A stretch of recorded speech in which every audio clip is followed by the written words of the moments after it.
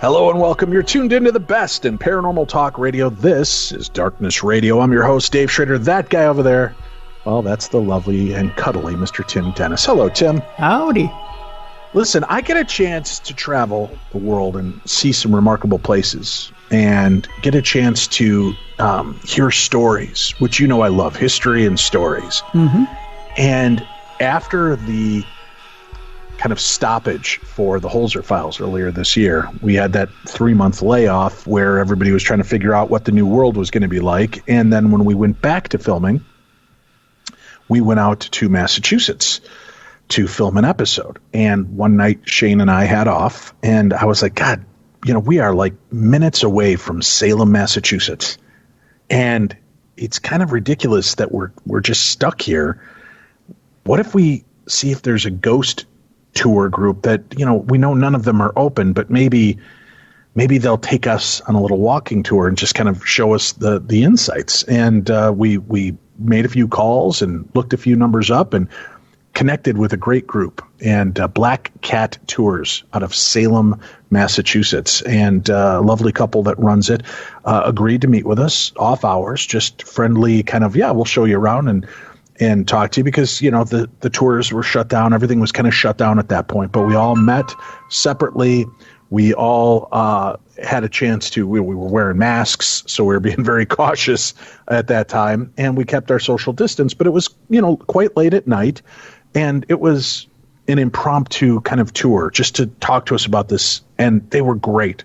As a matter of fact, they've also got a book called Black Cat Tales, History and Hauntings of Old Salem. And hearing some of these stories, Tim, I got to tell you, we've talked ad nauseum about the witch trials in Salem throughout the years, right? I mean, probably in the 15 years we've been on the air, it's safe to say we probably talked the Salem witch trials at least 10 of those years. Sure, yeah.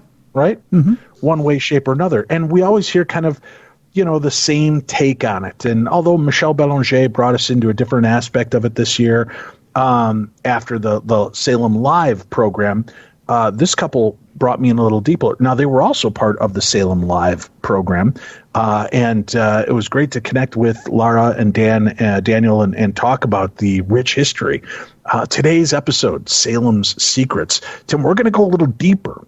Obviously, we're going to touch on some of the witchcraft trial aspects, but there's more important aspects of it, I think, that people just aren't as familiar with. And our guides tonight will take us through this journey of history and hauntings together. So welcome to Darkness Radio. Daniel and Lara Fury, thank you so much for being here with us. Thank you so much for having us. You guys were great. It's so personable. I loved the little impromptu tour. I thank you guys for doing that and for just allowing us a little glimpse into the remarkable history of that part of America.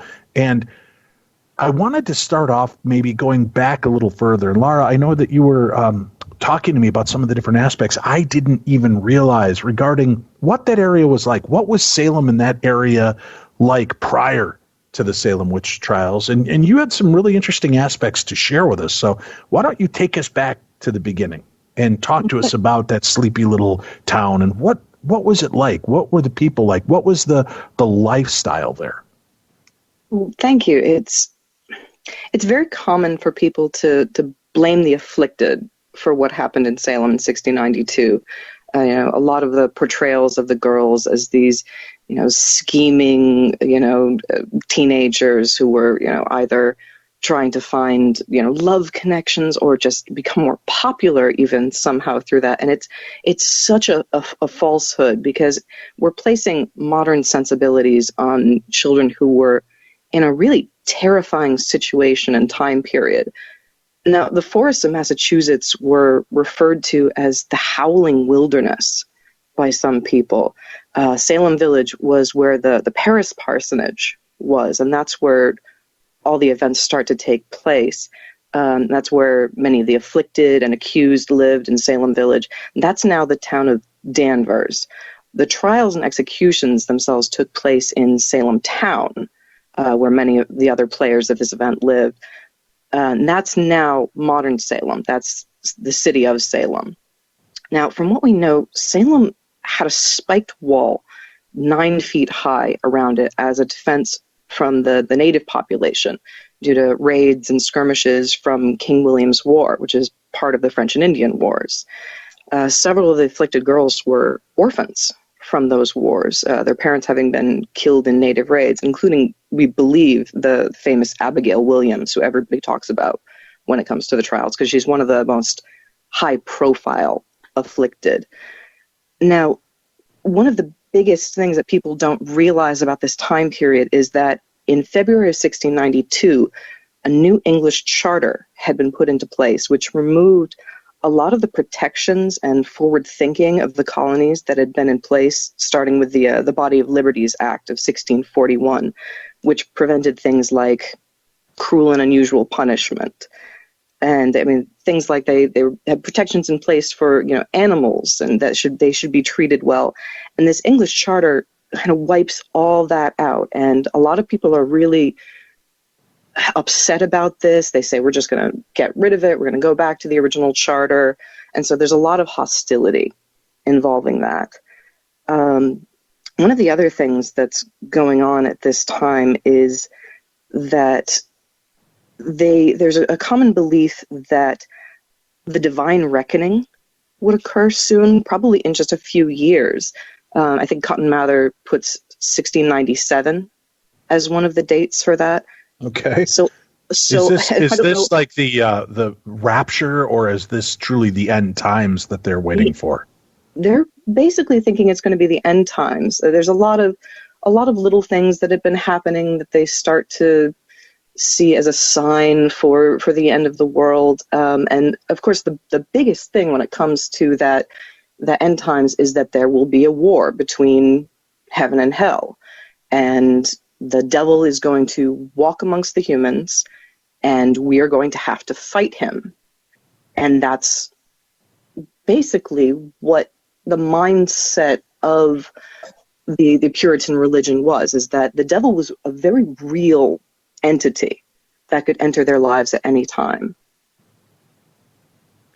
Now, this kind of lifestyle that they were leading, it sounds almost utopian in nature. The way that they were trying to be all inclusive and respectful, and I mean, is that a fair assessment? That was their hopes, absolutely. When they came here for, freedom of religion, and that's the basic idea of coming to the Americas in the first place. Yes, that's their concept, is that all men will be created equal. I mean, the Body of Liberties Act refers to, treating your slaves as humans, not as property. Gosh, there's hundreds and hundreds of articles in the Body of Liberties Act, but they are all intended to be, as you say, utopian. So this is kind of the life they're leading. And, it's interesting because every generation believes they're the ones that are in the end times. Isn't that strange? I mean, there's still people, you watch in a lot of the religions now, 2020, people are talking about, all of these things lining up with biblical prophecy, this, that, or the other. But I've been hearing that since the 1970s, when I was old enough to start to pay attention to all of this cataclysmic nonsense of what was coming. But in a sense, there really was an end to the lives and the world that they were trying to build. Yeah, it's funny. I mean, as you say, we've gone through in 2001 the world was going to end, in 2012 the world was going to end. I think they were just talking about a rapture recently that was supposed to have happened. I guess it's human nature to be looking at, well, where's the end? We all know we're going to die, but what's going to end all of it? There's got to be an end to it somehow. And so, as you say, these people living in, I mean, certainly for them it wasn't, all sunshine and roses. It was a very harsh life living here. And as I said, they've got, attacks by the natives. Obviously it's provoked on both sides, but there's a lot of war orphans. There's a lot of massacres up in, what would become Maine. 50 people were killed in one night in a village up there shortly before the witchcraft trials begin. So that's what they're dealing with on a day-to-day basis. It's a terrifying time to be alive. And now that this shift is taking over and the utopian hopes and dreams are starting to crumble, what is that turning Salem into? That's where we start to see a lot of the, how do you put it? Fear of one's neighbor, where things that maybe previously would have been just passed aside as, oh, that's an unusual thing that happened. When the witchcraft hysteria begins, you start to see all those little events become more and more important. An old woman who mutters to herself under her breath, Sarah Good, that suddenly becomes, well, was she casting a spell against me? Things along those lines. To talk about how all this begins, how the witchcraft trials begin. In mid-January of 1692, Reverend Parris and his wife find their daughter, Betty, and their niece, Abigail, crouched and twisted in odd positions under chairs and stools in the home, making strange movements and speaking in a language that no one can recognize. Abigail says that she has terrible pains in her head. Now, it's commonly believed that Betty started to show symptoms first, but it's difficult really to determine exactly when it spread from one girl to the other. The generally held theory is that because there were two other girls nearby who developed fits after receiving an ill omen during a fortune-telling session, that something similar may have occurred with the girls in the Parris household, but we can't be certain of that because the first time that we hear about it is when Reverend Parris starts to talk about what was going on with the girls. So these girls are having fits. Now, it's been kind of brushed away as though they were, tossing about and acting strangely. But the way you're describing it, it sounds a lot more traumatic. Like they were bending in ways that didn't seem natural, that they were acting in ways that were beyond just girls acting up and being ridiculous. Yeah, absolutely. Again, because we see, everybody's seen a high school or college production of The Crucible, or, they've seen the movie or something along those lines. And the way the girls always behave in that is they just sort of scream and writhe around. And, there's some very, talented, young actresses out there, but there's a level to this that you never really see. And yeah, I guess exactly. Their movements are bizarre. Now, the doctors at this time understand things like epilepsy and seizures.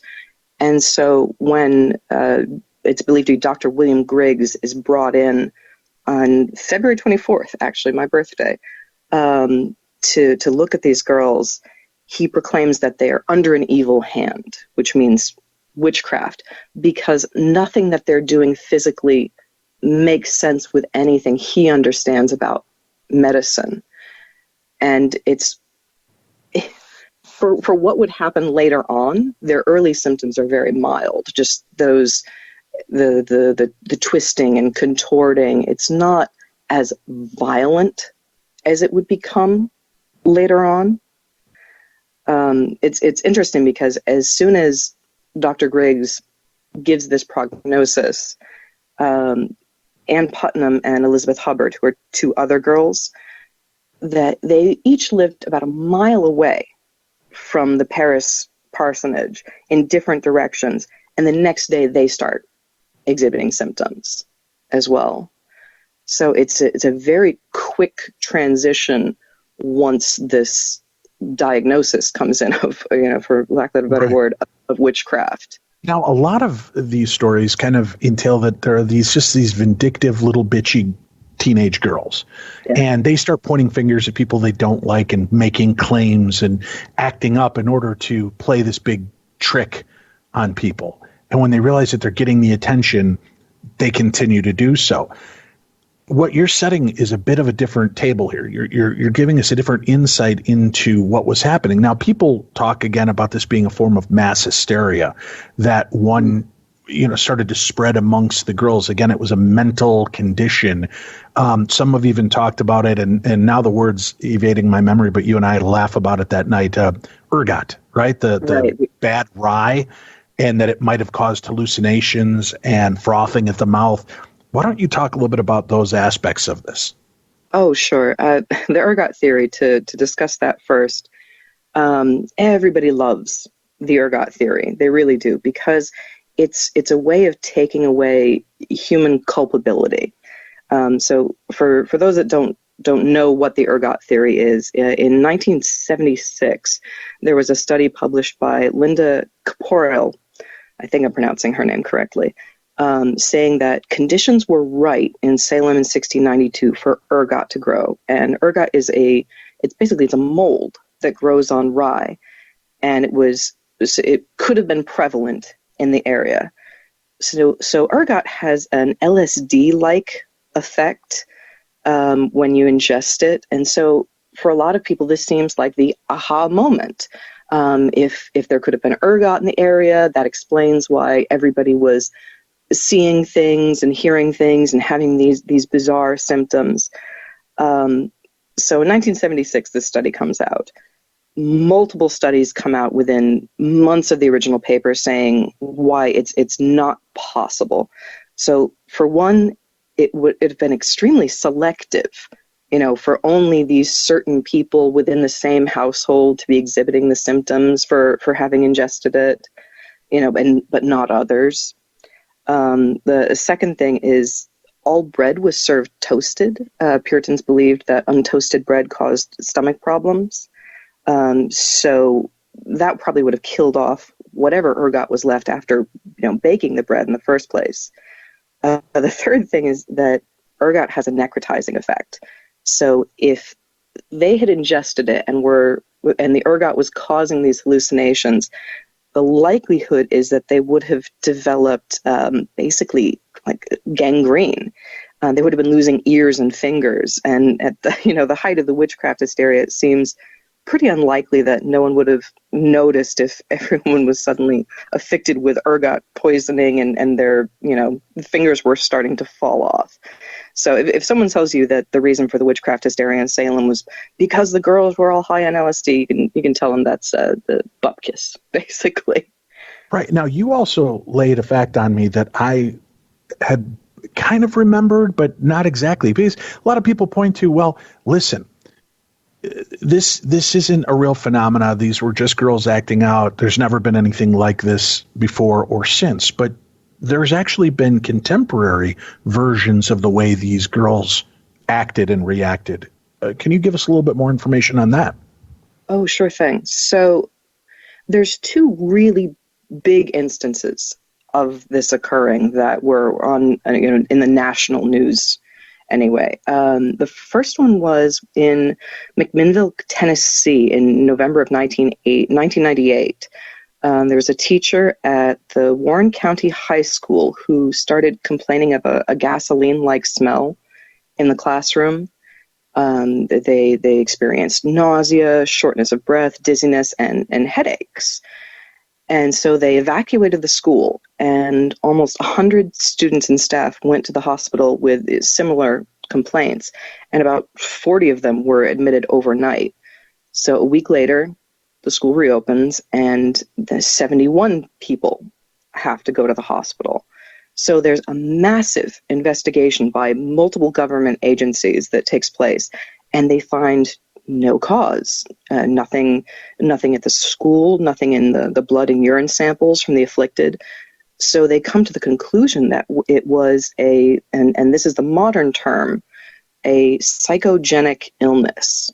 And that's basically the modern way of saying mass hysteria. Now, the second one is even more of a parallel to what happened in Salem in 1692.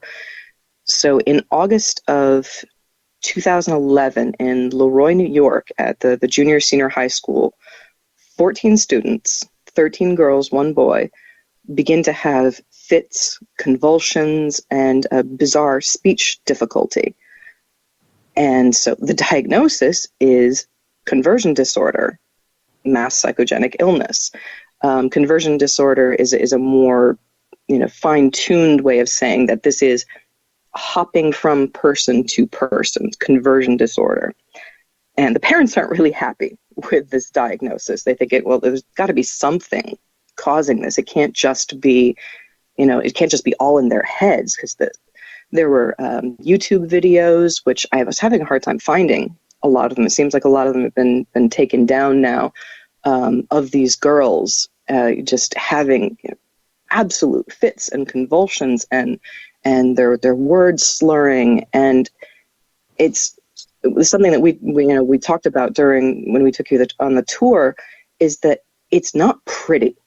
This is not the kind of attention that a young, middle school, high school girl would want. It's a really awful, traumatizing thing. So the parents, like I said, they're not happy with this diagnosis. So they put the girls, some of them, out on national TV, and it attracts the attention of Erin Brockovich. Actually, she went to Leroy, New York, and to help investigate the possibility of pollution from a 1970 train derailment and possible toxic waste. And that turns out to be implausible, with, the toxicity levels far too low. But there's now additional cases as well. And the only new observation from the specialists is that one girl exhibits symptoms of Tourette's. So what they conclude is that this one girl had a legitimate medical condition, and it spread to the others through conversion disorder, mass psychogenic illness, and that's what we used to call mass hysteria.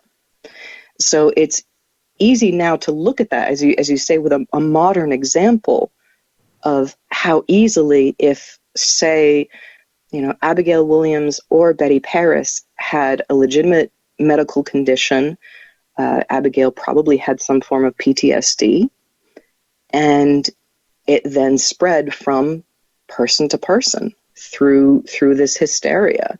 It's very easy. I mean, humans are, we're pack animals when it comes down to it. We create our little tribes, and we have to protect ourselves against any form of, outside thing. Exactly. So obviously, again, there is a statement that, okay, this isn't something that is a one-off. There is proof that this kind of example has happened. Now, and I don't mean to sound sexist or weird about this, but has it afflicted boys? Have we seen this being something that has also taken place in the male gender? That's a very good point that you bring up, because there are definitely afflicted during 1692 that are men. Probably the most famous of that is John Indian, who was Tituba's husband. He was another enslaved person by Samuel Paris. Tituba being kind of the one that they thought was the instigator or spark, the one that was maybe opening these little girls up to witchcraft to begin with. Right. That was the original belief. Yeah, she's very commonly seen as she's the first person that they accuse, because, well, she's really the only other person in their household that they, could look to as an outside, source of this. She later basically confesses that Samuel Paris beat her until she confessed. I can't remember the exact quote on that, but she says that she was given beatings, and Samuel Paris admits to that as well. But that's just common, that he just says, well, that's, of course I did that to get her to confess. That's what I would do. And it's horrifying, but that's the mentality at the time. But she's never accused of teaching the girls black magic or anything like that. That's a total manufacturing from the Crucible and Arthur Miller. That's not something that she's accused of. She's accused of torturing them, like everybody else, from that point on. But her husband becomes one of the afflicted. There's actually an instance where he convulses so violently it actually takes 4 men, including the marshal, to restrain him. So, but as you said, it does seem to affect more women than men. And it's, as I was saying when talking about the instance in Leroy, New York, there's at least one boy that we know of who's afflicted by this, but the percentages are far off. And it's bizarre because you can go back to ancient Greece, and the meaning of hysteria comes from the female reproductive organs, basically. Use the term hysterectomy. Hysteria is the same root word. So it does seem to affect women more than men, going back thousands of years, to the original concept of hysteria. Now, what I thought was a fascinating aspect of this story as well. All right, let's take it for what it is. Maybe it's a handful of girls acting out, jealous, petty, goofy little teenagers doing something stupid at the time without realizing how deep and profound the repercussions would be. That would be easy enough to buy into. Now, you shared an aspect of the story of one of these girls I had never heard before. And this was witnessed by multiple people. And do you know which part I'm referring to here? About the fireplace? Talking about Mercy Lewis. Yeah. So there's several things that during the trials that are... I'm sorry, we're losing you. We're losing you real quickly. Your audio started to break up. Sorry.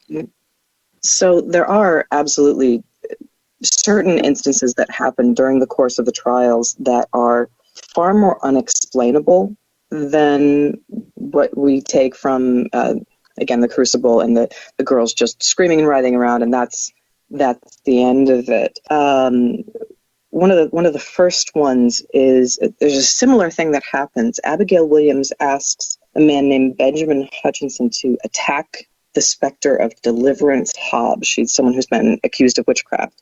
And she describes to him where he's wounded the spirit. And during the examination of the actual person, Deliverance Hobbs, she has a mark on her eye and on her side, which is exactly where Abigail told Benjamin that he had struck her. Jonathan Walcott has a similar experience where he says he attacked the specter of Bridget Bishop with his sword and his scabbard, and they find a matching tear in Bridget Bishop's coat. The other thing is, very often at the beginning they would try bringing in the accused without an introduction to see if the afflicted would recognize them, and in many cases they do, even if they had never met them before in person. But the instance that you're talking about is Mercy Lewis's chair being dragged into the fire, and so she's sitting in front of the fireplace. And Mercy is how old at this time? Oh gosh, Dan, you're going to have to help me on that one. How old is Mercy Lewis? Mercy's about 16 or 17 years old at that point. Okay. Dan has a much better... She's sitting in a chair. And how many people are there as witness to what takes place next? There's at least 3 people that are there because they're involved in what happens. The chair starts moving towards the fireplace, feet first. So Mercy is sitting in the chair, and the chair starts moving towards the fireplace. Now, I mean, obviously, you can think about somebody trying to, like, hop, while they're sitting in a chair and do that. But what makes this so bizarre is, as it's moving towards the fireplace, 2 men each grab a side of the chair to try to stop it, and it still keeps pulling them. So this is a 16 or 17-year-old girl being pulled into the fire, and 2 grown men are being pulled along with it. And finally, Edward Putnam puts himself physically between her and the fire and is basically barely able to prevent her from just being thrown into it. Now, so this is one of the girls who's afflicted and is kind of pointing the finger of blame, right? So this isn't one of the girls who's believed to be a witch, but yet some supernatural force is even attacking her. Yes, it's I mean, and that's what they're all saying is happening, is that these bizarre instances are going on around them. There's another one, Mary Black. She's a person enslaved by Nathaniel Putnam. During her examination, she's pinning her neck cloth, and this is during her examination, and several of the girls start, screaming that she's hurting them. And so the court says, okay, do it again. Let's see if this happened, And so she pins her neck cloth. 3 of the girls scream in pain, and one of them, Mary Walcott, shows her arm and blood. She shows her arm, and what happened? And blood starts running down it. That's creepy. And so they're describing it as though the pinning of this is actually almost like what we would picture voodoo dolls, right? The pin is affecting, through intention, these girls that are witness to this trial. There's a lot of poking puppet dolls and things like that, which is, as you say, very similar to what we would consider a voodoo doll now. All right. Now, those are weird aspects of the story I'd never heard before. Why do you think? I mean, that plays into the supernatural and the chilling even more so. Why are those aspects of the story that seem to be overlooked or ignored? I think honestly, I blame the Crucible. When most people think about the witchcraft trials, they either read the Crucible when they were in school, saw a production because, a friend, a neighbor, a loved one was in it, or they watched the movie because it's, Daniel Day-Lewis and Winona Ryder, and they're, very young and attractive and in love. And so that's an easy story for people to think of. So, and a lot of people, honestly, we've had so many people take the tours over the years that think, oh, they were burned in Salem, and it was actually hanging in Salem because burning was considered cruel and unusual punishment. And it was, witchcraft was a crime against the colony, against the state. It was a federal crime. Well, federal's the wrong term, but it was not a religious crime. And so burning was for heresy, and witchcraft was a different sort of punishment in the colonies. So why don't all those interesting things come up? I think people they've never really done something that shows that. There's never been a form of easily digestible media that shows those aspects. So it's not in the public consciousness, as it were. Those, to me, are more chilling aspects of this entire story. And I know there's even more we're going to touch on here as we continue speaking about it. But, that's really kind of frightening that seems to supersede any of just the concepts that these were little girls acting up, being vindictive, and acting strangely, because they were actually in danger as well, it would seem, and a part of something that was bigger than they were, something that was not just mean-spirited bad girls, but something much darker. Yeah, I don't really know. I don't know why haven't come across as much as they should. Obviously we try, on our tours and, in our book to explain that to people, because it's so easy to just say, oh, it's girls being, the bratty little girls that we know. They don't talk about the more terrifying aspects of it. And maybe it's because we're scared of something like that. We're scared at something that we really can't explain away easily.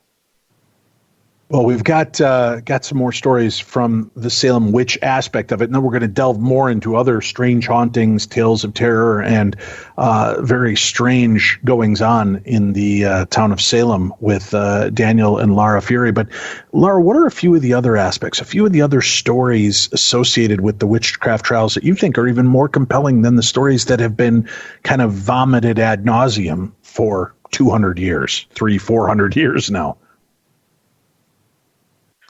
Well, there's certainly instances, and Dan can actually help me with this one. During their investigations, during the examinations of particular accused, where now is it Mary Warren that tries to take Dan? Can you help me on this one? There's definitely some really bizarre things that take place. Yes, during the examinations, during Elizabeth Proctor's examination, you have Abigail Williams trying to slap Elizabeth Proctor, and instead she just it's described as if her hand almost starts to move in slow motion, and then she just falls to the ground and screaming and grabbing her hand and saying it's burning, it's on fire, and the other girls start feeling the exact same thing. They're grabbing their hands. You've got a lot of odd things happening, especially in that it was such a circus almost atmosphere, because it's the perfect environment for that hysteria to just jump around. And it's not just going to the children, it starts moving to the adults in the audience as well. So it's jumping to them too. So people who before were not afflicted, suddenly they're just grown adults standing there and screaming, and they're going blind, and they faint, and so it's chaos really in this courtroom.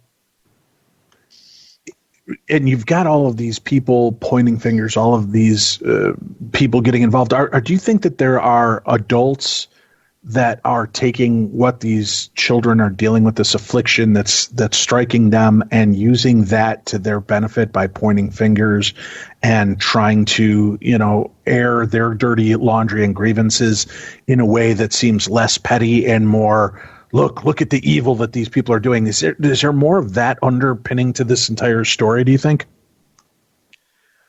What seems likely is that the Puritan Society was incredibly judgmental. The whole, it kind of hinges on the idea of predestination, the idea that God has already decided whether or not you're going to heaven or hell before you were ever born. And the Puritan congregation, you don't just get to join the Puritan church. You have to be voted in. You have to be put forward by one of the other members, and you have to be voted in. They have to all believe that you're not someone who's predestined to burn in hell for eternity. You're supposed to be one of the select few that joins this community, joins this church. And so by nature, by the design of it, the Puritans are always looking for something that's not quite right. They're always looking for the hints that maybe this person maybe they're not holy. Maybe they are a witch. So it's almost like anyone is suspect.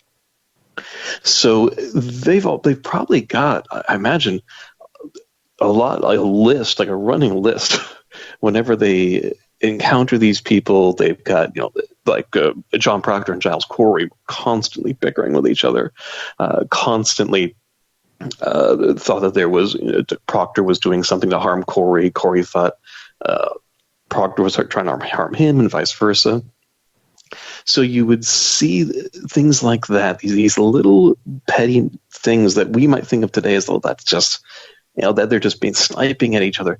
But to them, the disrespect, the any sort of lying or the thought of being cheated or someone stealing from you, those start to really build up into thinking, well, if this person is being so, they're I think they've been ripping me off. I think this person isn't keeping to the Sabbath. Maybe that person is a witch and we just don't know it yet. So that really is what happens in a lot of these courts. you see the explosion of that. Suddenly everyone has something that they've been holding on to for years. I saw Bridget Bishop, and one day I looked away, and then I looked back and I thought that she maybe turned into a boar. I saw a boar running past her house, and then I looked back and Bridget Bishop was there again. And at the time I thought it was weird, but now that I know this has happened, now people are accusing her of witchcraft. That's really where you start to see it. I don't feel that we saw settling scores per se for people that didn't think that the people they were accusing were actually witches. As far as I can tell from the records, it seems like they did believe these people were witches because of those very same things. The things that made them not like them and made them upset, those become the evidence that this person is a servant of the devil. Now, there are talks of curses during the witchcraft trials before and after. And could you touch on that a little bit for us? Because there was a story I know you guys shared with me that I, again, was unfamiliar with regarding, I believe, the judge in the case. And talk to us a little bit about those aspects, would you? Sure. So the one that comes to mind right away would be Sarah Good, the homeless woman that Lara mentioned a little earlier. Sarah Good, the day that she's executed, which is July 19th, 1692, she's standing up on the ladder. There wasn't really a gallows; it was a tall tree with ropes hanging from it.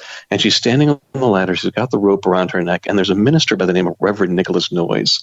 He's the junior minister of Salem Town, but he is a real hellfire and brimstone minister. He's really pushing for what's happening here.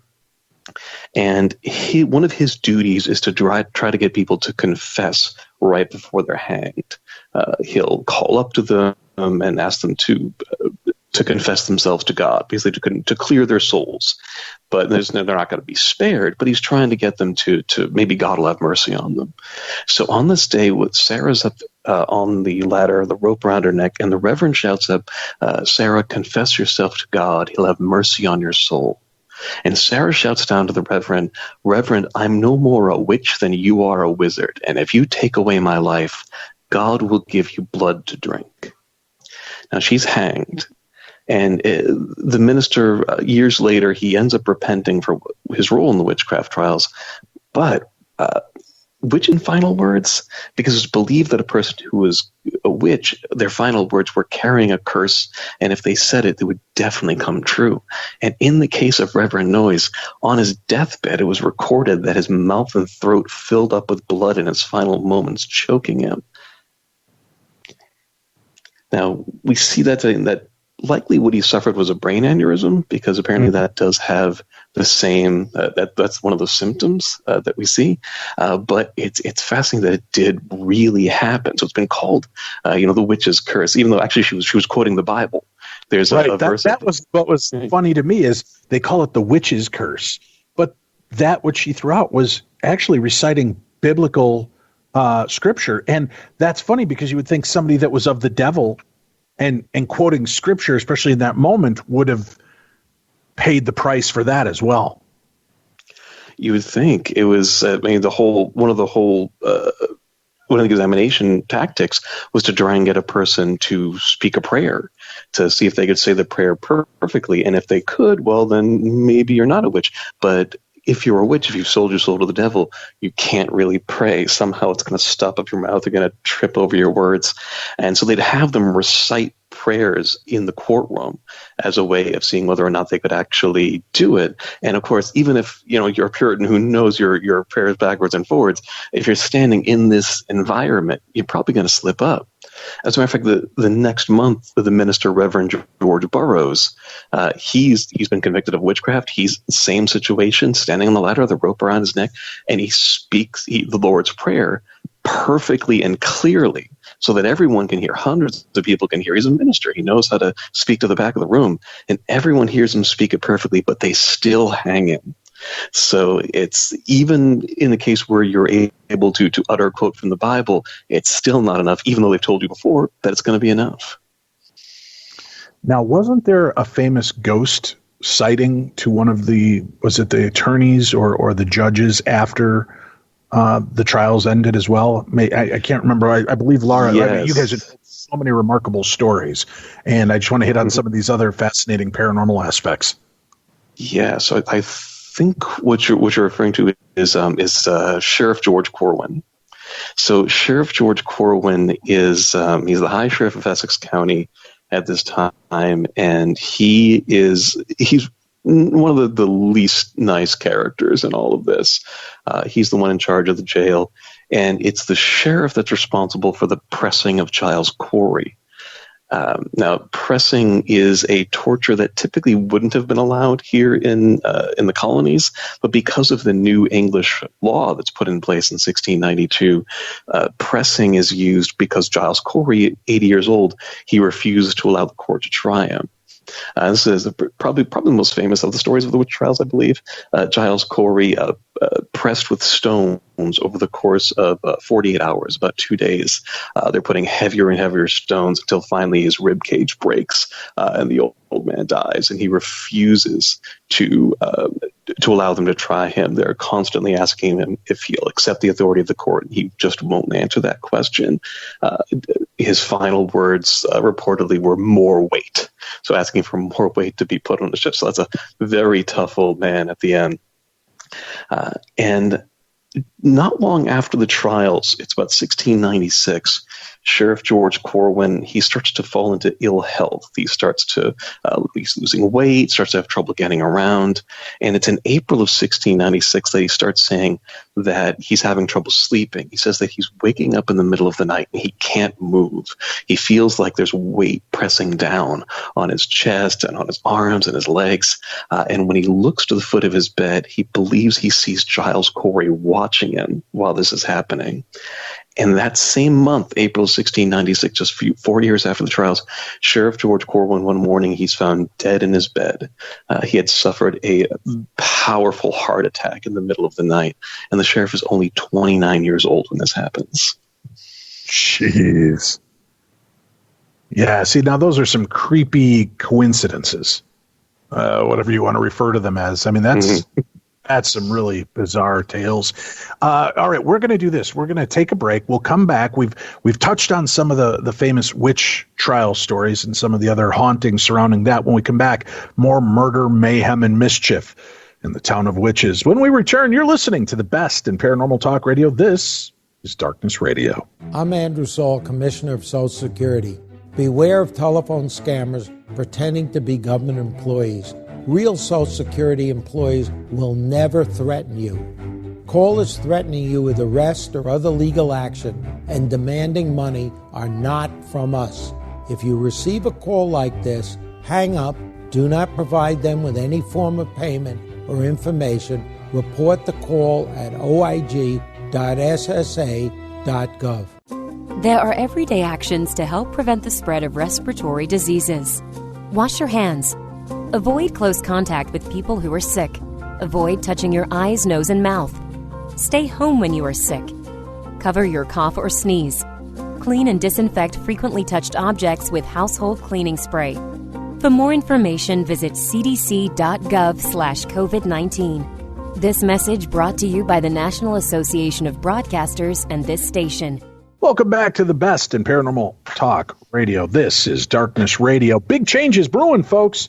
We're making the leap, and I'm hoping that you'll be joining us on this journey. We're going to be leaving Podcast One, making a move over to Midroll, which will be our new home for the program.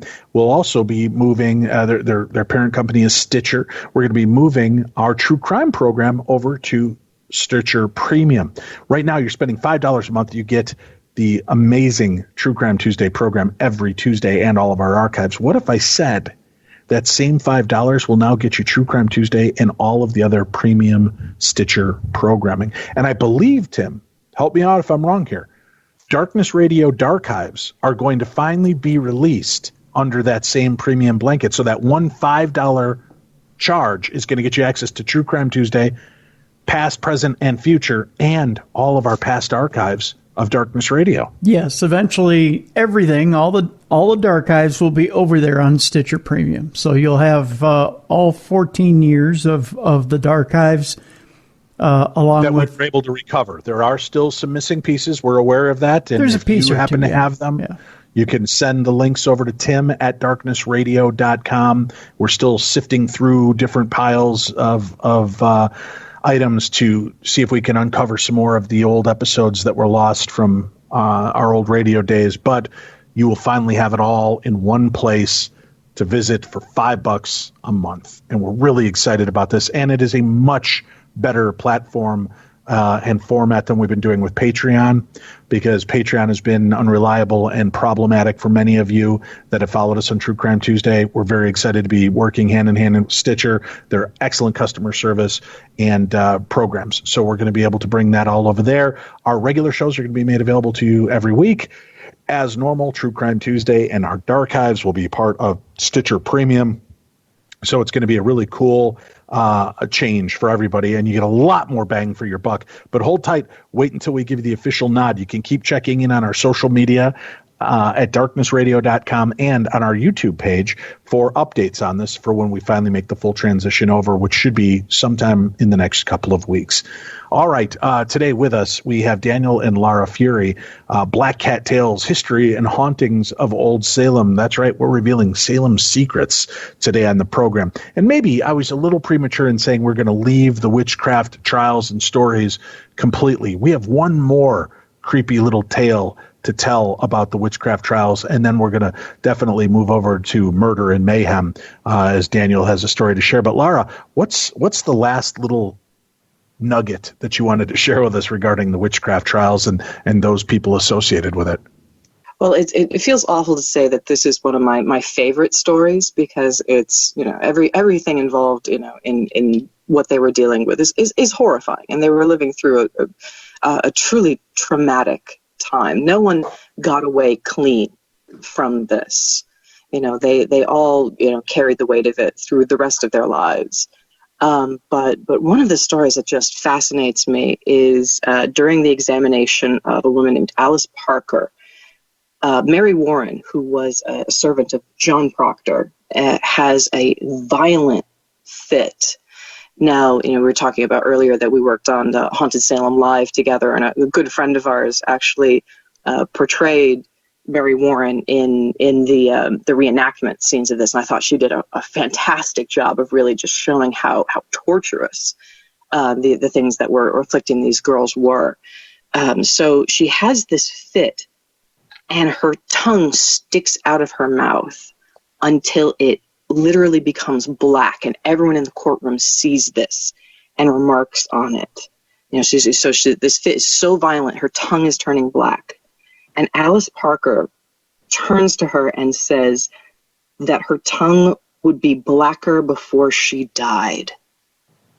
And that strikes me so much as, these people who are being, accused of witchcraft, none of them, not a one of them thought they really were a witch. I mean, if they did confess, it was because their words were twisted or they were coerced into that. But here we have someone who is literally on the stand and knows that her life is at stake, and she's so angry at what she's seeing Mary Warren do that she says her tongue would be blacker before she dies. And I just think that's really kind of badass in that moment to be able to react in that way.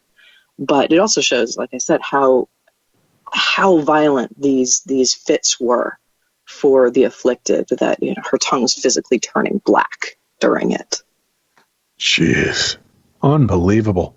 Great stories. I could see why that's a favorite of yours. What a bizarre but very detailed account of something that seems otherworldly.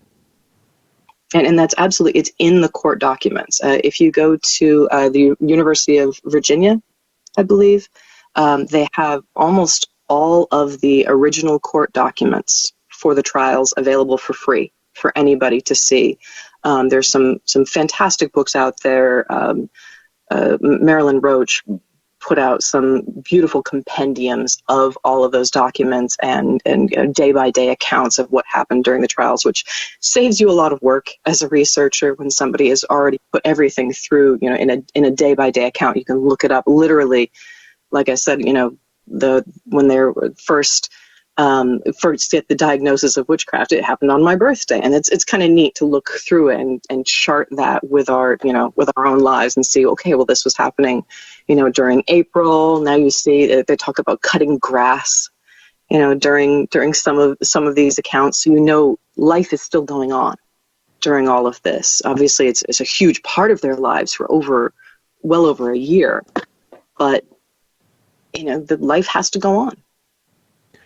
The book, Black Cat Tales, History and Hauntings of Old Salem by Daniel and Lara Fury, is available for sale. We have a link on today's program, so you can find that book and order it for yourself. We also have a link directly to their website, so when you visit Salem, skip the rest, go to the best, go to Black Cat Tours and have a chance to meet with these remarkable people and their amazing staff. Get out and see the tours. They are, I believe, back to work now, right? You're doing compliance for the COVID-19 and distancing, but you're back to the tours. Yep. The state of Massachusetts has a mandated limit on walking tours of 10 people. So you go out with your guide, and it's 9 guests at a time, so it's a much more intimate experience than you've really ever been able to have coming to see the tours, especially in October. We might be able to increase that amount a little bit depending on what the government comes back with for us. But no matter what, we will be running, and there's been a lot of stories about how Salem is closed. There's no, Haunted Happenings was canceled, so nobody come to Salem in October. And it's absolutely not true. I think even New York Times ran an article about it. But Salem will be open. A lot of the big events won't be happening, but the shops will be open, the tours will be happening. There will be Halloween in Salem this year. Excellent. And it is a rich place for amazing history. And I'm not just saying this because they were kind enough to take Shane and I out on this tour. I've been on a lot of ghost tours, many of them very theatrical and silly and kind of get away from the sense of what they're really there to tell us. And Daniel and Lara really have a love and passion for the actual history, for the untold tales and the stories that have perhaps been off track for centuries. And they bring you back into this world and paint a very rich tapestry of amazing history, hauntings, murder, and mayhem for you along this tour. So trust me, go see this tour, and then do me a favor. Make sure you rate and review the tours on all of the different apps that are out there, because that really helps businesses like that to explode and get more detail. Why continue to just hear the same old rhetoric when you can learn more of the truths and pieces of information that are legitimately backed up by history? So make sure that you check out Black Cat Tours. And now, Dan, I want to talk about the Clue murder, if you will, and we'll talk about why I refer to that in a few minutes. But there's a really fascinating murder mystery story that took place in Salem. And why don't you introduce us to the story, the year, and our case players? Sure.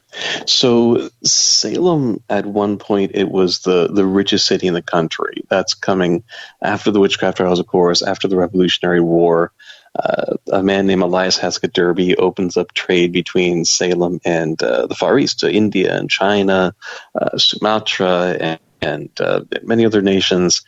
And Salem, the wealth just builds and builds. So if you've got a boat in Salem, you can make a profit at that point.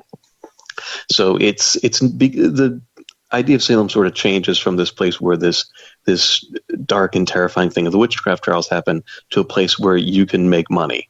If you go there, you had 10,000 sailors a year coming looking for jobs on board ships.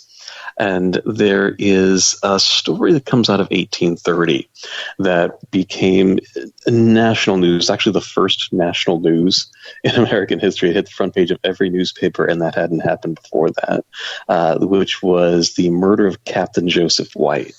So there is a place in Salem on Essex Street called the Gardner Pingree House. It was designed by this very famous architect named Samuel McIntyre.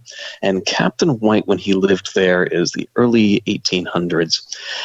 Captain White lived there alone. He had some servants that waited on him hand and foot. His wife had died many years before. He didn't have any children. And the captain made quite a bit of money in the slave trade, which was illegal in Massachusetts during those times. But a lot of those shipping families, they still had a hand in it. They just didn't really talk about it. Captain White, though, he actually liked to brag about the money that he made this way. He said to a minister named Reverend William Bentley, I have no reticence selling any part of the human race for a profit. So a really nice guy when you think about it. Facetiously. Captain White... obviously, right. Yeah. The minister actually later said that Captain White had the highest signs of moral depravity to him. So he was just very well loved, as you can imagine. Now, Captain White changes his will in 1830. Previously, he's been using his will, sort of holding it over his relatives' heads, diminishing what they're going to get if he's unhappy with them. And suddenly he makes a huge change to it, and he turns almost all of his assets, about 75% of his assets, to his nephew Stephen, which means that all the rest of the family suddenly has a huge drop in what they're going to get when he passes away. Now, by and large, the family's been trying to make the old man like them so that they can get a bigger piece of the pie when he passes away, but now it's all been taken away. One in particular is a man named Joe Knapp Jr. Now, Joe was related to the captain by marriage. He worked for the captain. He fell in love with the captain's niece, Mary, and the captain wasn't happy about this, so that's part of the reason why he cuts them out of his will. He fires Joe from his job, and he cuts Mary out of the will almost entirely. So Joe and his brother Frank get very, very drunk at a tavern in Ipswich, and they come up with a plot that if they were to steal the captain's will, and then he should die, then maybe they would get their hands on his fortune. Maybe the money would be spread out evenly amongst his heirs. So they steal the captain's will, they burn it in a barn, and in this tavern, Joe says pretty loudly, I wonder what it would cost me to be rid of an old man. And he gets an answer. The answer is from a man named Richard Crowninshield. Crowninshield has always been a troublesome member of the Salem Society. He was always a bully, always a thug. He was very, very wealthy family, but he'd frittered away every cent he had on gambling and on booze. And he was a pretty nasty kid too. He actually burned down the schoolhouse at one point because he got in an argument with the teacher. So not a nice kid.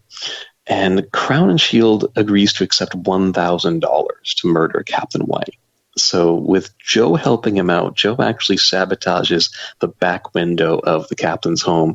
That night, just April 6th of 1830, Richard Crowninshield climbs into the back window. He goes up to the stairs, steps into the captain's bedroom. The captain's fast asleep, and Richard takes a cane with a lead tip to it that he'd actually put together himself, and he strikes the captain over the head one time. So he crushes his skull, kills him instantly. But just to be sure he's dead, he actually stabs the captain 13 times in the chest. Every single dagger strike aimed at the captain's heart. And he doesn't steal anything. He kills the captain, and then he escapes the way he came in. He gives the murder weapons to Frank Knapp, the brother of Joe, who hides them under the steps of a church over on Howard Street. So when the servants wake up the next morning and they find Captain White murdered, suddenly everyone's talking about it. It becomes the biggest piece of news in the town, and then spreads throughout the country. And the main reason it spreads across the country is Stephen White, who is now basically the primary suspect, because the captain just changed his will. All the money's going to go to Stephen, and suddenly someone murders him. So Stephen decides that he's going to try and take the heat off of himself by publishing all the details to every newspaper in the country. He sends all the gruesome, gory details of this murder, and suddenly it's hitting the front page of every newspaper. My favorite is the Rhode Island American was an editorial newspaper, and the headline they ran with was "Salem forever stained with blood, blood, blood. So even in the disclaimers, they're saying this is, we feel it's our responsibility to publish this, even though it's graphic. So viewer beware, as you might say. They are still pushing out all these gruesome details, and that actually brings a special prosecutor along for the case, whose name is Daniel Webster. Might be a familiar name. He was a very famous attorney and ran for the presidency a couple of times. And he agrees to take on the position of a prosecutor. Now they just need to find the guilty party. And at this point, they've actually got several people in custody who they think may have been connected to the murder. And it turns out that someone had actually overheard the tavern conversation between Knapp and Crown and Shield, and that gets them put in jail. Now, Joe said he hired Richard because he didn't have the pluck to kill the old man. Those are his words. And turns out he actually couldn't handle interrogation either. He ends up cracking. He writes a 9-page confession detailing everything that took place.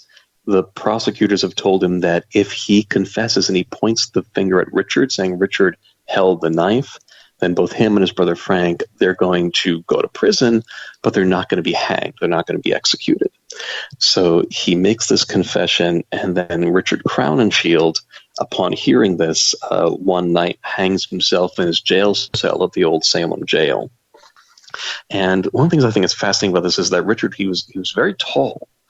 So to make sure that he did in fact die when he hanged himself, he actually held onto his ankles the entire time that he was being strangled. And he leaves a note with poems. He was really an artist. He would often sing in his jail cell. He asked his guards to bring him books and games and musical instruments. And so by hanging himself here, Richard actually gets his brother George off of the crime. They were looking at George as another possible suspect because there was no way to link the two of them. He couldn't link George to the murder without Richard. George, who's being accused, actually he's found not guilty. They had to let him walk out the steps of the jail a free man.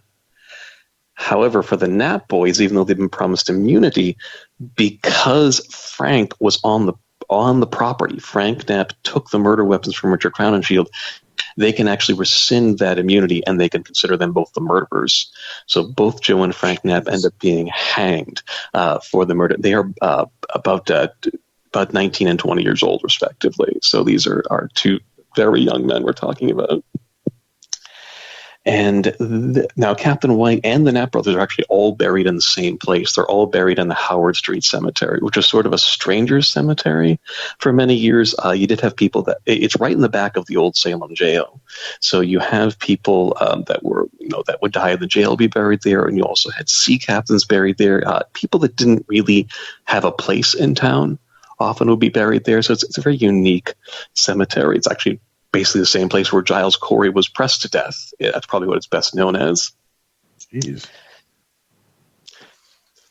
And this murder takes place. The culprits are captured. This is, this horrific story. You said this really kind of captured the attention of the world, and it's one of the first times a story like this has spread nationwide on newspapers. Is that right? Yeah, absolutely. It's the first time in American history you've got the same this murder on the front page of every newspaper, and it got so much attention that people wanted to know more about it. They wanted to see more about it. So they had a stage show basically where they would take around these sets of mannequins to representing Richard Crowninshield and Captain White, and they would be shown on stage as the brutal Crowninshield murdering the captain in his bed. People are gasping in the audience as someone narrates what's going on, and this was taken all over the country. People they couldn't get enough of this, and it's really probably the main reason why they had to hang the Knapp brothers, because at this point the entire country wanted an end of the murder mystery and they wanted a bad guy to be hanged. So they almost have no choice but to find a way to hang somebody after it. Now, the story just doesn't end there, right? This history remains prevalent to this location. The haunting of this mansion continues to this day, and in a dramatic fashion, if I understand. Yeah, definitely. And that's why I like to mention both Crown and Shield's death and Captain White's death, because both of those seem to have left behind some kind of either spectral energy or some kind of haunting. The Gardner Pingree House, which today is a house museum, so nobody goes in there except for tours that the Peabody Essex Museum will occasionally give. But one of the more commonly seen ghostly figures in our entire town is the old Captain White walking around within the house. And one of the things I've seen probably more than any other ghostly photo, because of course we always encourage our guests to take ghostly photographs during their tours. One of the things I've seen more than anything else is this very clear face of an old man looking out the second floor windows of the Gardner Pingree house. It's very unique and very interesting. There's also right beside the house, there's a property that was once owned by Captain White, and many people, actually, mostly children, actually, have said that they'll see an old man in a black suit and a white shirt, bald head, walking around out there. It's only children that have seen that, which I think is interesting. But people of all ages have seen this figure walking around in the Gardner Pingree. Now, isn't it strange as well that the Crown and Shield family, mm-hmm. their house had been somewhere else, and it actually got moved next to this mansion, which seems like a supernatural slap in the face. That here these families are tied in fate, and now even the buildings that they lived in are synonymous with one another. Yeah, the Crown and Shield Bentley house got moved right onto the property of old Captain White, which is, definitely a slap in the face. Although I don't think that Richard himself ever lived on home. I think they would have kicked him out if he did. But the family definitely had a presence there. And that house actually also appears in H.P. Lovecraft's story, The Thing on the Doorstep. Lovecraft says a lot of his stories in Salem, and in this one in particular, That Thing on the Doorstep, he talks about the old Crown and Shield place, and that's the house he's referring to. That's fascinating. Now, I started it with a clue-like mystery. Give us the cool little tie-in to Clue and this murder mystery, and what is believed to possibly be the connection. Sure. So the house there, it's this beautiful mansion, and right across the street is the Hawthorne Hotel. But years ago, back in the 1800s, that was the office for a man named George Parker.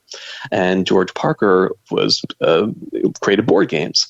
He joined up with his brothers to create the Parker Brothers, which we all know and love. They create their first factory on Bridge Street in Salem. So they are mass-producing games like Monopoly and the Ouija board. And they're also importing games from all over the world.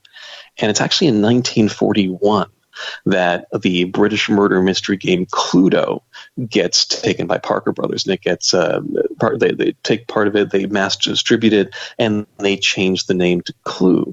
And when you're looking at the Gardner Pingree house, it definitely has a very clear, almost recollection, a very clear image of that body mansion in the game of Clue.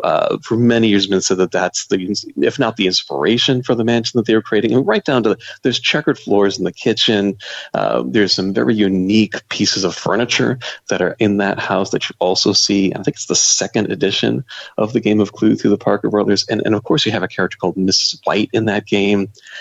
There were stories told, rumors especially, of Captain White being murdered with a candlestick. It was pretty prevalent, and actually it wasn't true. He wasn't killed with a candlestick. It was the lead pipe in the conservatory. Exactly. And both, actually, the murder weapons are at the Peabody Essex Museum. They rarely ever put it out. I can't think of the last time that they put them out, but they have those murder weapons, the dagger and the cane. But those weapons, I think it was actually the Parker Brothers that probably started that rumor, try and connect the whole murder even just a little bit more to their game, because, like I said, it was it was advertising itself. The murder is still fresh in people's consciousness. I mean, today it's not something that's really talked about or thought about, but that was the biggest story of 1830 and for many years after that. Wow, very cool. And you've had people on your tours that have witnessed ghostly apparitions there. Oh yeah, definitely. I always take any ghost story with a bit of a grain of salt. I always look at it as critically as I possibly can, and this is one. It's so hard to try and take apart at all because it's so clear. Clearly, this old man walking around, furniture sometimes being moved in the home. It's not often that anyone goes in there, so I'm not sure how it could be happening otherwise. There's another aspect to it, actually, which has to do with the old Salem jail, which is the same place where Crown and Shield and the Knapp brothers were locked up. There's a section of the first floor that's part of a restaurant. There's a restaurant there today. And there's a couple different restaurants throughout the years, and I've spoken with a number of the waitstaff, and each of them tell me of this. There's a certain room, which today it's a place called Bit Bar. It's an arcade restaurant. They have a section that pinball games, but it used to be sort of cut off from guests. But a lot of folks that have worked there have told me about hearing whistling when they're back there, and sometimes a feeling like they've got this sort of cold hand touching their backs. Several people from several of the different restaurants, independently of each other, have told me about this. And from what I can tell, where that's happening is the same place where Crown and Shield hanged himself, where he used to sit there and whistle and just be absolutely arrogant to his guards. That's cool. Very, very cool. Well, I know we don't have a whole lot of time left together, but what are some of the other creepy, haunting stories that are associated with Salem that maybe a lot of people on the outside wouldn't know about? And again, folks, their tour is very in-depth and goes a lot more into detail into different stories. We're just hitting a couple of the highlights today, and the highlights of some of their book. The book is great, very well written, fantastic stories that are easy to digest in quick little hits. So make sure that you get a copy of the book. The link is on today's episode, as is the link to their website and their tours. So make sure that you sign up, get in on this before they sell out all their tours for the upcoming season. But where shall we go next in the search for the macabre?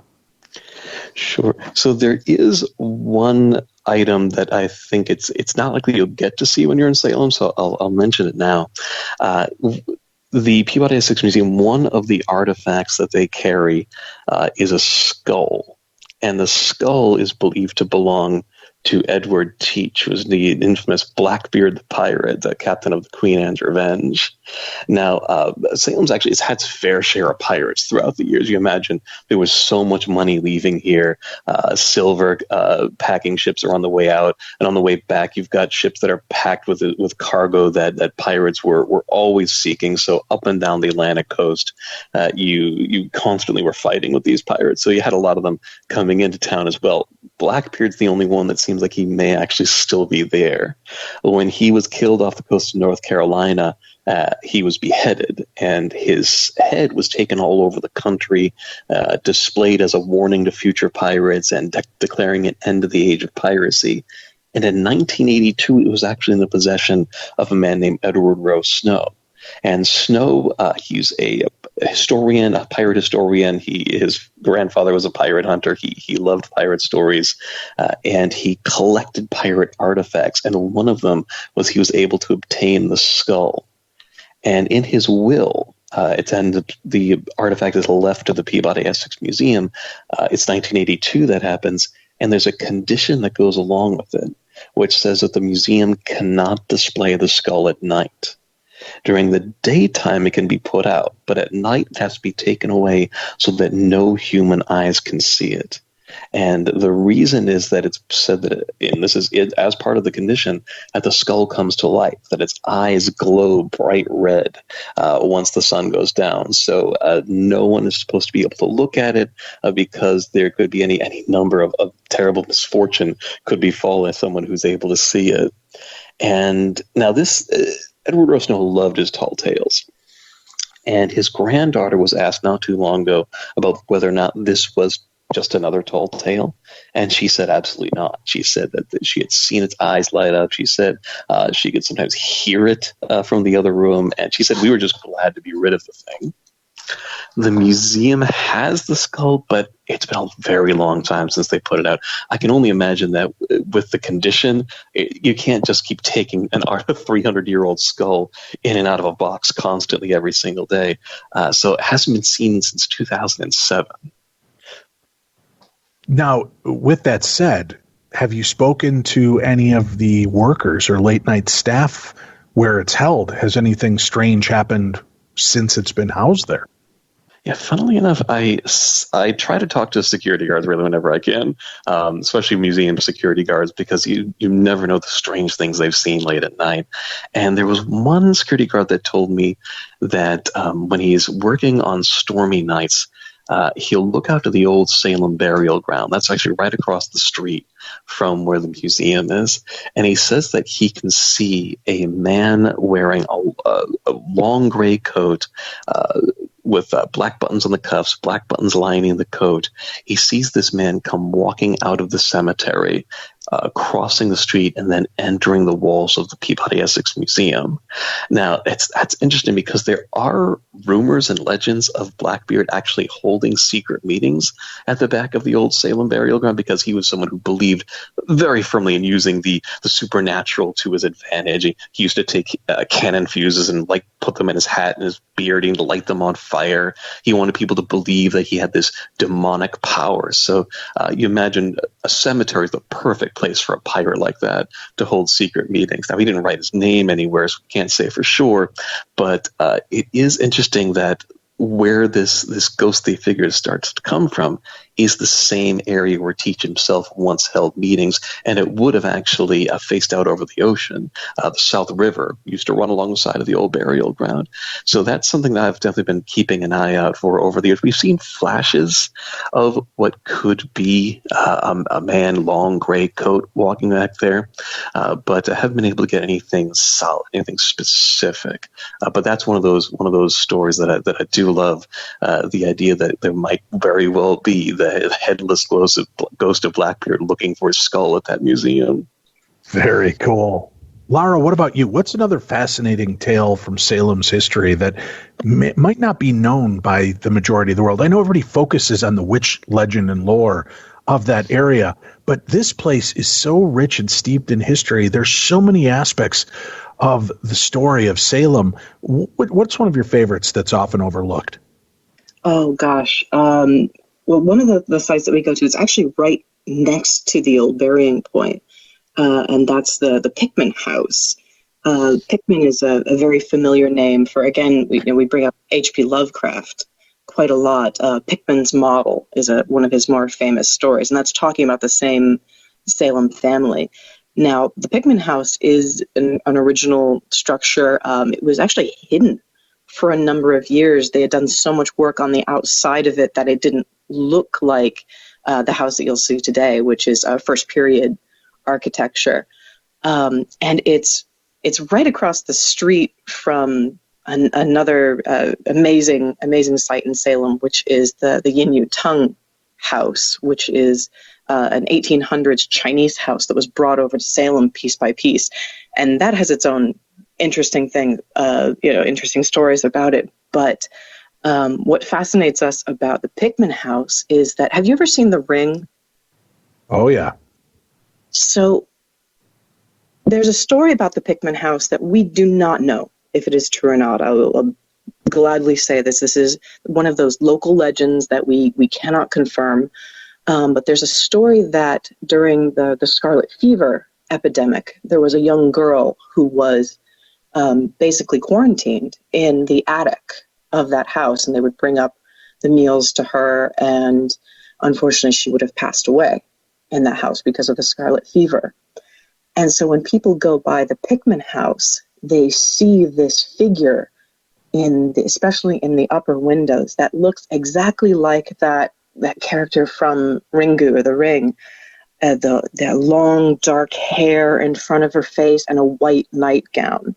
And we have had more sightings of that on our tour than anything else. That's the place that we bring people to when they say, I don't believe in ghosts. We say, all right, well, here's this.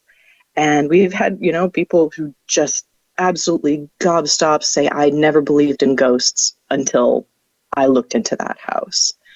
And it is also a Peabody Essex Museum property. It's got some offices and storage in it, but for the most part, it's empty. So whatever it is that people are seeing up there, it's terrifying them, and it's not a living being. And it's many people that are seeing this from many different walks of life without even a clue of what's supposed to happen there. Correct? Absolutely, yeah. People, we don't describe the ghost. If you take one of our tours, we're going to tell you the history first. That's the most important thing to us. And we want you to have a nice, backstory for whatever it is we're going to tell as the ghostly legend. And our ghost stories are almost all something that either we or someone we know or have spoken to has experienced. Unless it's a really, really prevalent local legend, we're not going to make up something on one of the tours. That's no fun. We want to tell you what people have told us when they turn around and go, you guys have a ghost tour? Well, let me tell you what I just experienced. And at this site, the Pickman House, I consider it the most haunted house in Salem. There's other places that have that story because of, a famous ghost photo that was taken at the Ward House that has been disproved, multiple times. But with the Pickman House, it's people, as you say, who haven't even heard that part of the story yet. They'll just be walking by and go, excuse me, I think I just saw something up there. And they'll all describe the exact same thing. This woman in a white nightgown with long dark hair. And my favorite story of anything that's ever happened on any of our tours is there was a young girl who took the tour with her family. And for Halloween, her parents asked her what did she want to be? Did she want to be something scary? She said, yes, I want to be the scariest thing I can think of, the ghost of the Pickman House. And the family sent us a photo of her dressed as it for Halloween. And that's very cool. It's absolutely the highlight of us owning this company. We've run tours since 2013, and nothing has come close to that moment. That is really neat. So many great stories. Why do you think people only focus on the witches and that aspect of this history as opposed to all of the rich history and hauntings of that area? Well, Salem did a real push starting in, I think, 2001, which is when I first moved to Salem, to push the maritime history. They had built this beautiful, beautiful ship, the Friendship of Salem. It's a replica 1700s vessel, and it's absolutely stunning. We finally have her back. She was gone for a couple of years, but you can see her down at Salem Harbor.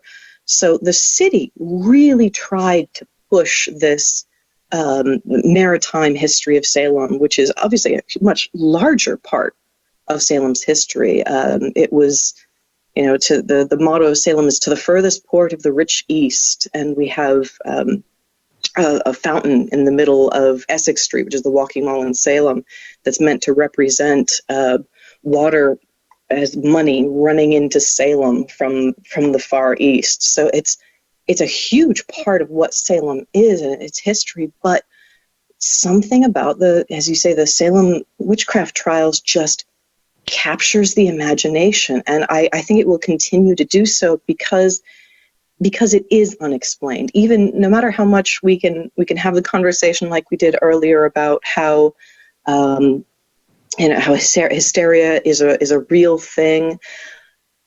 But there's always going to be those stories like we were talking about that can't quite be explained. And I'm sure as you've experienced in all your years investigating, that's what intrigues people. It's something that doesn't have an explanation. And the Salem Witchcraft trials just is the epitome of that. It is a fascinating place, an interesting and notorious step in our history, and certainly worth examining when you get to Salem, Massachusetts. And I recommend everybody visits just for the kitsch value and the interesting tales to be told, the museums to examine. But if you're going to go on a real tour, go check out Black Cat Tours and get the real story behind the stories. Get to the real history and hauntings and have as good a time as Shane and I on this. Daniel, Lara, thank you both. This was fascinating. We'd love to have you guys come back and visit with us again in the future. Thank you so much. Thank you. It's been a pleasure. We will be back again next week, folks, with even more of the best in paranormal talk radio. Remember to keep your eyes peeled because things are changing. Big, exciting changes, a lot more bang for your buck and value for the best in paranormal talk radio. And we want you to continue your journey with us into the strange and unusual. As we approach our 15th anniversary, we want you to continue with us for the next 15 and beyond. You've been listening to the best in paranormal talk radio. I'm Dave. That's Tim. This is Darkness Radio.